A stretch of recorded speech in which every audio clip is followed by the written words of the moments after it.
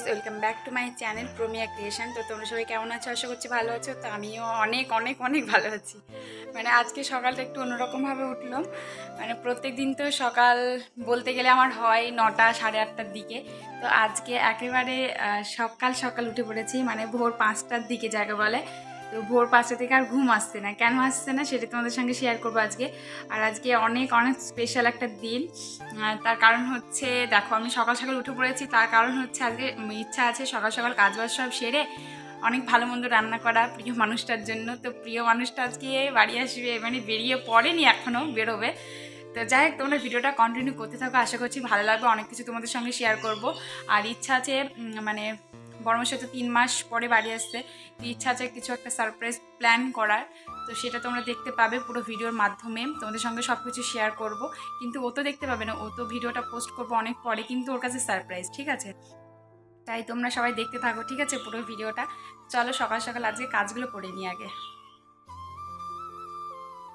তো বন্ধুরা, যেই কথা সেই কাজ, দেখো এই যে ঝটপট করে লেগে পড়লাম একদম কাজে। তো ওই ঘর ঝাড় দেওয়া হয়ে গেছে, বাকি সব কাজগুলো করা হয়ে গেছে, এই ঘরটা ঝাড় দেওয়া বাকি আছে। তো ঝাড়টা দিয়ে নিই। আর ওদিকে কি বলো তো, তোমার দাদাভাই ফোন করেছিল, তো বলছে আজকে কি ব্যাপার, এত সকাল সকাল ঘুম থেকে উঠে পড়েছো, আমার বউ তো 5টার দিকে ওঠে না। এরকম বলছিল, মানে আর কি করছিল আর কি। তো বলছে যে আমি তো বাড়ি যাচ্ছি না, তুমি এত সকাল কেন উঠেছো?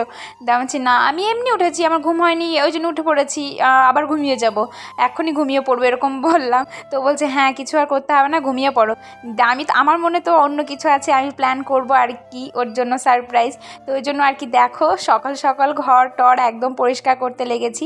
আচ্ছা, তোমাদের একটা কথা বলি, তোমরা অনেকেই শুধু লাইভে কমেন্ট করো যে দিদি দাদাভাইয়ের সঙ্গে এই ভিডিও করব, ওই ভিডিও করবা। তো যারা যারা এই ভ্লগ ভিডিওটা দেখছো, অবশ্যই তাদেরকে একটা কথাই বলবো, যে তোমার দাদাভাই তো বাড়ি আসতে, তো তোমাদের দাদাভাইয়ের সঙ্গে কী কী ভিডিও দেখতে চাও, প্লিজ এই ভিডিওর কমেন্ট বক্সে কমেন্ট করবে। আর যাদের আমাকে নিয়ে কোনো যদি প্রশ্ন থেকে থাকে, এই ভিডিওর কমেন্ট বক্সে কমেন্ট করে জানাবে, আমি সববার মানে কমেন্টের রিপ্লাই দেবো, ঠিক আছে, যতটা সম্ভব। তো এদিকে দেখো, আমার তো ঘর দরের সমস্ত কাজ করা কমপ্লিট। তারপর ওই বাড়িতে ভাই ছিল, ভাইও চলে এসছে।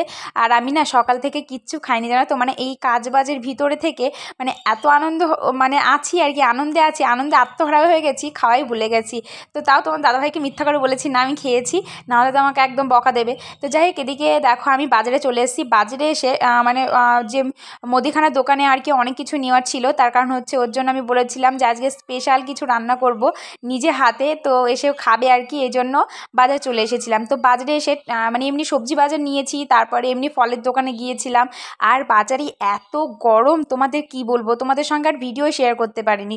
মাত্র একটা দোকানেই ওই ভাই যে একটা ভিডিও শেয়ার করে দিয়েছে, ওটাই যা তোমাদের সঙ্গে শেয়ার করতে পারলাম। বাদবাকি অন্য অন্য দোকানে অনেক জায়গায় গিয়েছি, বাট একটা ভিডিও করতে পারিনি, মানে এত পরিমাণে গরম ছিল।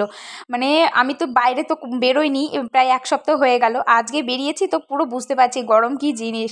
তো যাই হোক, বাড়িতে চলে এসেছি, দেখতেই পেলে অনেক কিছু বাজার করে নিয়ে এসেছি। তো চিকেনও আনা হয়েছে, আর চিকেন সব কিছু ধুয়ে টুয়ে আমি রেডি করে একদম ইয়ে করে ফেলেছি। আর তোমরা হয়তো বুঝতেই পেরেছো আমি কি রান্না করব। আজকে চিকেন রান্না হবে, মানে চিকেন কষা, আর হবে বাসমতি পোলাও। মানে পোলাওটা আমি ফার্স্ট টাইম করছি, ঠিক আছে, আগে ফ্রাইড রাইস বলো, তারপরে বিরিয়ানি অনেকবার করেছি, বাট পোলাওটা একবারও এখনও ট্রাই করা হয়নি। তো ভাবছি এবার একবার পোলাও রান্না করি, তোমার দাদাভাইকে ফার্স্ট টাইম খাওয়াবো। তো আজকেই সেই জন্য লেগে পড়লাম ঝটপট করে, মানে কোনো প্ল্যান, মানে আগে থেকেই আমি ভেবে রেখেছিলাম যে স্পেশাল কিছু রান্না করব, কিন্তু ভাবিনি যে পোলাও। তো আজকে মানে ভাবতে ভাবতে ভেবে ফেললাম যে না, পোলাও করি। আর কি বলো তো, আমি কিন্তু সেরকম পাকাপোক্ত রাঁধুনি নয়, ঠিক আছে, আমি যেটুকু পারি ততটুকুই নিজের ইচ্ছে মতো রান্না করি। কিন্তু তোমাদের দাদাভাইয়ের না খুব পছন্দ হয় আমার রান্না। তুমি মানে সত্যি অনেস্টলি কথা বলছি, তোমার দাদাভাইয়ের রিভিউ যদি কোনো দিন দিতে পারি তাহলে অবশ্যই দেবো, কোনো যদি আবার স্পেশাল কোনো কিছু রান্না করি। বাদবাকি আমি চিকেন রান্নাও বলো, সব রান্না তোমার দাদাভাইয়ের মানে খুব তারিফ করে আমার রান্না খেয়ে। আর আমার ভাইও আছে, তারপর আমার বাড়ির সবাই, আমার আব্বু বলো, সবাই আমার রান্না খেয়ে খুব তারিফ করে। তো যাই হোক, এদিকে দেখো আমি রান্না চাপিয়ে দিয়েছি, মানে মাংসটা। আর ওদিকে আমি বাসমতি মানে ভাত করার জন্য আর কি যে চাল ইয়ে করা রেডি করা, সেটা আমি জল দিয়ে ভিজে রেখেছিলাম। আর ওদিকে কাজু কিশমিশ সব কিছু ভিজে রেখেছিলাম আর কি।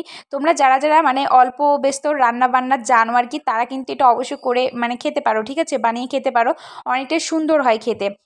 মানে আমি ফার্স্ট টাইম করছি, বাট দেখা যাক কেমন কি হয়, তোমাদের সঙ্গে শেয়ার করছি। আর মানে অনেকটাই সহজ, জানো তো, মানে জানলে সহজ, না জানলে কঠিন, এটা সবার কাছেই মানে প্রমাণিত।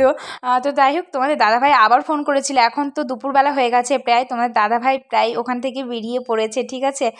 তো এর পরে ভিডিও কিন্তু আরও কিছু আছে, মানে তোমাদের দাদাভাইয়ের জন্য সারপ্রাইজে কি কি নিয়েছি, কি কি কিনবো আর কি, তো সেটা তোমাদের সঙ্গে শেয়ার করব। তাই যারা নতুন আছো আমার চ্যানেলে, তারা প্লিজ অবশ্যই চ্যানেলটাকে সাবস্ক্রাইব করে দিয়ে পাশে থাকবে।